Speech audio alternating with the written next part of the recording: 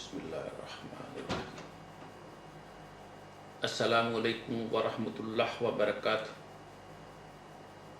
بلا شبہ سب تعریفیں اللہ سبحانہ کے لیے ہیں، ہم اس کی تعریف کرتے ہیں، اس سے مدد مانگتے ہیں، اور میں گواہی دیتا ہوں معبود برحق صرف اللہ سبحانہ و تعالیٰ ہے، وہ اکیلا ہے، اس کا کوئی شریک نہیں، اور میں گواہی دیتا ہوں کہ محمد اس کے بندے اور اس کے رسول ہیں۔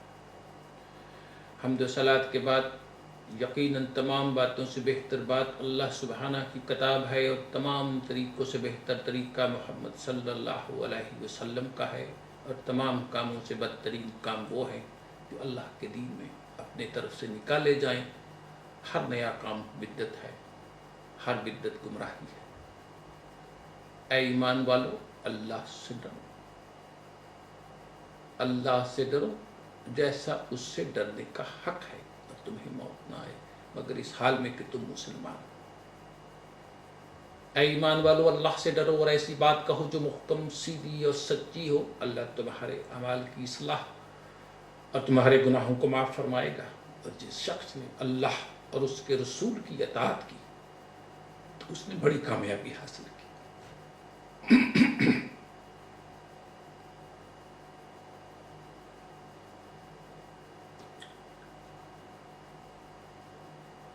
میرے مسلمان بہن بھائیوں، یہ ایک افسوسناک تلخ حقیقت ہے کہ دنیا میں کسی حیوان نے اپنے جوڑے کے ساتھ وہ کچھ نہیں کیا جو مرد نے اپنے رفیق سفر کے ساتھ کیا ہے۔ حیوانات میں نر اور مادہ میں کوئی تمیز اور امتیاز نہیں ہوتا، لیکن مرد اور عورت کی باہمی تفریق کی خلیج اتنی وسیع اور گہری ہے گویا یہ دونوں مختلف جنسوں کے افراد ہیں۔ ان کی یہ باہمی تفریق فطرت کی پیدا کردہ نہیں، انسان کی خود پیدا کردہ ہے، اور اس کی بنیاد خود مرد کے ہاتھوں رکھی گئی ہے، کیونکہ فطرت کے پروگرام کے مطابق حیوانات سے انسانی بچے کی پرورش اور تربیت کا عرصہ سب سے زیادہ لمبا ہوتا ہے۔ اس عرصے میں عورت زندگی کے عام کاروبار سے قریب معذور ہوتی ہے، اور باقی زندگی میں اس قدر مصروف کہ اسے عام کام کے لیے وقت کم مل سکتا ہے۔ مرد ان تمام فرائض اور مصروفیات سے آزاد اور فارغ ہوتا ہے، لہذا تقسیم کار کے اصول کی روح سے وہ اکتساب رزق کرتا ہے اور عورت کی ضروریات پوری کرنے کا ذمہ دار ہوتا ہے۔ فطرت نے یہ پروگرام افزائش نسل اور تربیت نسل انسانی کی خاطر متعین کیا، لیکن مرد نے عورت کی اس مجبوری اور احتیاج سے ناجائز فائدہ اٹھایا، اور جس طرح ہر محتاج کے ساتھ ہوتا ہے اسے اپنا محکوم اور زیر دست بنا لیا۔ پھر محکومی کی زنجیروں کو مضبوط بنانے کے لیے ضروری ہوتا ہے کہ زیر دست کے دل میں اس خیال کو راسخ کر دیا جائے کہ وہ حاکم اور فرما روا سے فروغ تر اور کم تر ہے۔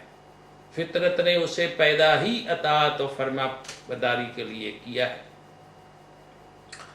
اور اس مقصد کے لیے مسلمانوں مذہب بڑا مؤثر حربہ ہے۔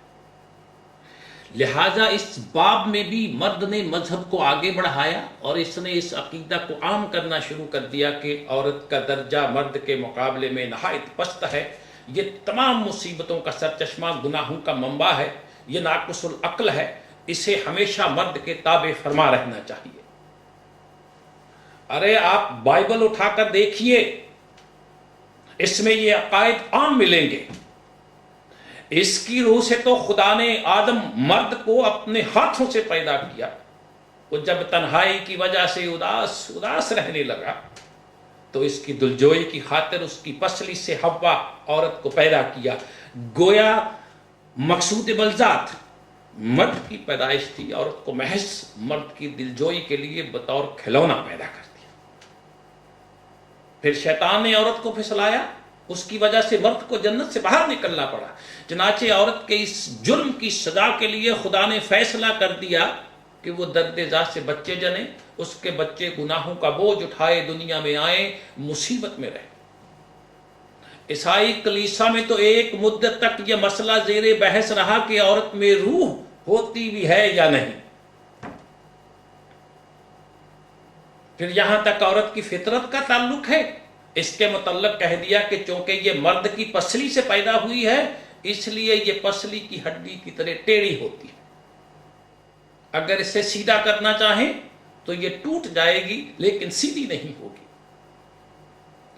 عورت کے متعلق یہ تصورات عیسائیت سے مخصوص نہیں، دنیا کے قریب ہر مذہب میں عورت کو یہی پوزیشن دی گئی ہے کہ وہ مرد کے لیے پیدا کی گئی ہے، اس لیے اسے مرد کی مرضی کے مطابق چلنا ہوگا.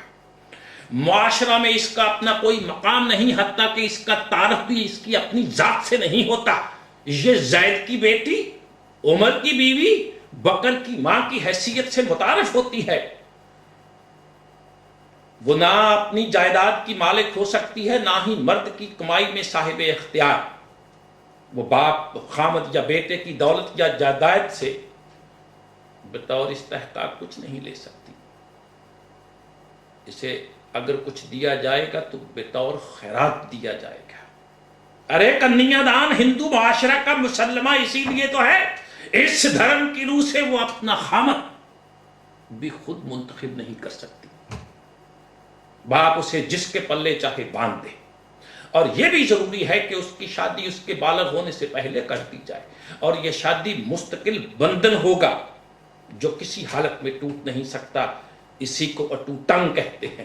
حتیٰ کہ خامد کی موت کے بعد بھی نہیں ٹوٹ سکتا. وہ عورت اسی کی بیوی رہے گی. اسے یا تو خامد کی چتا میں جل مرنا ہوگا یا ساری عمر بیوگی کی حالت میں بسر کرنا ہوگی.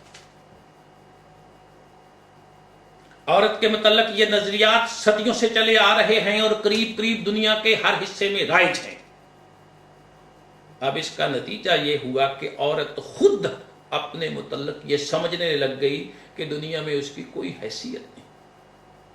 وہ صرف مرد کے لیے پیدا کی گئی ہے. اس کا مقصد حیات یہ ہے کہ وہ مرد کی خواہشات کی تسکین کرے، اس کی اولاد پیدا کرنے کا ذریعہ بنے. عورت کے دل میں اپنے متعلق یہ نظریہ اس قدر گہرائی تک پہنچ گیا کہ اس کا اندازہ آپ اس بات سے لگائیے کہ مغرب کی عورت اپنے آپ کو بالکل آزاد سمجھتی ہے. اس کا تصور یہ ہے کہ وہ کسی میدان میں مرد سے پیچھے نہیں، وہ مرد کے تابع نہیں. وہ ہر اس تصور سے بغاوت کرتی ہے جس میں اس احساس کا شائبہ تک بھی پایا جائے کہ وہ مرد سے فروتر ہے، کمتر ہے. لیکن اس کے باوجود اس کی انتہائی کوشش یہ ہوتی ہے کہ وہ کسی نہ کسی طرح مرد کی نگاہوں میں وجہ جاذبیت اٹریکٹو بن کر رہے. اس کا تمام سامان زبائش و آرائش، اس کے فروغ حسن اور نمائش جسم کے متنوع طریقوں اسالیب، اس کا انداز گفتار، اس کی طرز رفتار، اس کے لباس کی تراش خراش، غرض کے اس کی ہر نقل و حرکت اور وضع قطع کے پیچھے یہ جذبہ کار فرما ہوتا ہے کہ وہ مرد کی نگاہوں میں زیادہ سے زیادہ جاذب ہو سکے. آپ نے غور کیا، آپ نے دیکھا، بظاہر مرد کے برابر اور آزاد ہونے کے باوجود عورت کے قلب کی گہرائیوں میں یہ عقیدہ ابھی تک جاگزی ہے کہ وہ مرد کے لیے پیدا کی گئی.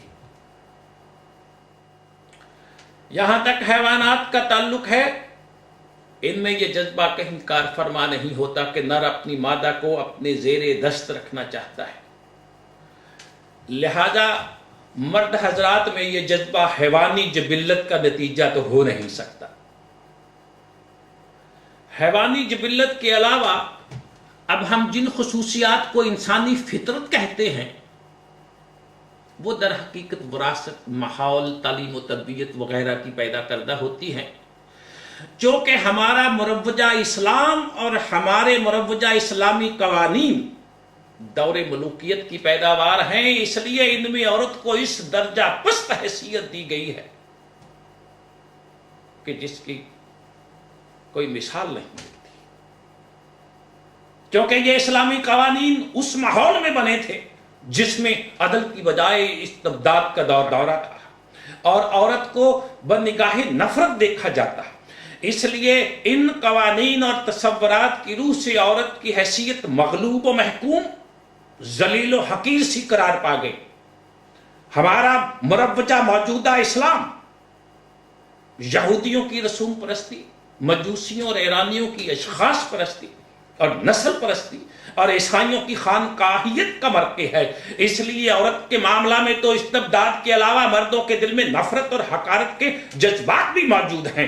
عیسائیت کا یہ تصور کہ عورت سخت قابل نفرت ہے مسلمانوں میں منتقل ہو کر آ گیا، اور یہ اسی دور ملوکیت کے اسلامی معاشرہ میں ہوا۔ یہ ہمارے اسلامی تمدن کا وہ دور تھا مسلمانوں جس میں عورتیں لونڈیاں بنانے کے لیے منڈیوں اور بازاروں میں نیلام ہوا کرتی تھیں، اور ہر شخص کو اجازت تھی جتنی چاہے خرید لے، جب جی چاہے فروخت کر دے۔ یہ سب اسلامی شریعت کی روح سے جائز تھا، اور ملا کی شریعت اسے آج بھی جائز قرار دیتی ہے۔ ارے ہماری اسلامی فقہ کی کتابیں آج بھی عورتوں کی خرید و فروخت کے متعلق مسائل سے بھری پڑی ہے۔ یہ تھا وہ ماحول جس میں اس اسلامی شریعت کے قوانین مدعو ہوئے جسے آج کل اسلام کہا جاتا ہے۔ ان قوانین میں احترام آدمیت کے اثار اور نقوش ڈھونڈنا اور عورت کے صحیح مقام کی تلاش کرنا اپنے آپ کو فریب دینا ہے۔ ان قوانین کی تائید و جواز میں اس قسم کی روایت وضع کر لی گئیں، اس قسم کی حدیثیں بنا لی گئیں، اس قسم کے قول بنا لیے گئے کہ عورت ناقص العقل ہوتی ہے۔ جس قوم کے امور زندگی میں عورت کی رائے کو دخل ہوگا وہ قوم تباہ ہو جائے گی۔ پھر ان قوانین و اعتقادات کی روشنی میں جب ہمارا اسلامی ضابطۂ اخلاق مرتب ہوا تو اس میں عورت کے متعلق اس قسم کی لغویات کو مسلمات کی حیثیت سے داخل کر دیا گیا کہ اگر عورت کی سرتش نیک ہوتی تو اس کا نام زن مارو نہ ہوتا، مزن مت مارو ہوتا۔ اگر عورت پارسا ہو تو پھر بھی اس کی طرف سے مطمئن نہ رہو، کیونکہ اپنے گدھے کو باندھ کر ہی رکھنا چاہیے، خواہ چور کیسا ہی درست کیوں نہ ہو۔ پھر وارث شاہ نے فرمایا عورتیں مکردیاں کنیاں ہوتی ہیں، یعنی شکل ثمر بہشت کی اور خاصیت زہر کی۔ یہ ہے ہمارے اسلامی معاشرے میں عورت کی تصویر، مکردیاں کنیاں۔ یہ تو خیر وارث شاہ کی باتیں ہیں جس کے متعلق کہا جا سکتا ہے کہ وہ معاشرے کے سطحی طبقہ کا ترجمان ہے، لیکن ہمارے ہاں کے اچھے خاصے پڑھے لکھے لوگوں کی یہ حالت ہے کہ وہ بھی عورت کے ناقص العقل، بے وقوف اور جاہل ہونے کی سند میں اعداد و شمار تک پیش کر دیتے ہیں۔ پہلے تو عورت کو صدیوں سے جہالت کی کوٹھڑیوں میں بند رکھا، اس کے بعد اس کی جہالت کو اپنے اس دعویٰ کے ثبوت میں بطور سند پیش کر دیا کہ عورت ہوتی ہی ناقص العقل ہے۔ لیکن میرے مسلمان بہن بھائیوں، ایک مسلمان کے لیے عورت اور مرد کا صحیح مقام متعین کرنے کا معیار نہ تو یہ اسلامی قوانین، نہ تو یہ قوانین معاشرت ہیں، نہ ہی یہ ضوابط اور اخلاق ہیں۔ مسلمان کے نزدیک اس آسمان کے نیچے معیار فقط ایک ہے، اور وہ ہے اس کے خدا کی کتاب جس پر ایمان لانے کا یہ دعوے دار ہے۔ قرآن نے عورت کو کون سا مقام دیا ہے، اس کی تفاصیل تو طول اور طویل ہیں، لیکن ان کا محاصل کیا ہے اس کے متعلق جناب اقبال کہا کرتے تھے کہ اگر میں مسلمان نہ ہوتا اور قرآن کا ویسے ہی مطالعہ کر بیٹھتا تو اس نتیجے پر پہنچتا کہ یہ کتاب کسی عورت کی تصنیف ہے جس نے مرد سے اپنی صنف کے غصب کردہ حقوق کا بدلہ لیا۔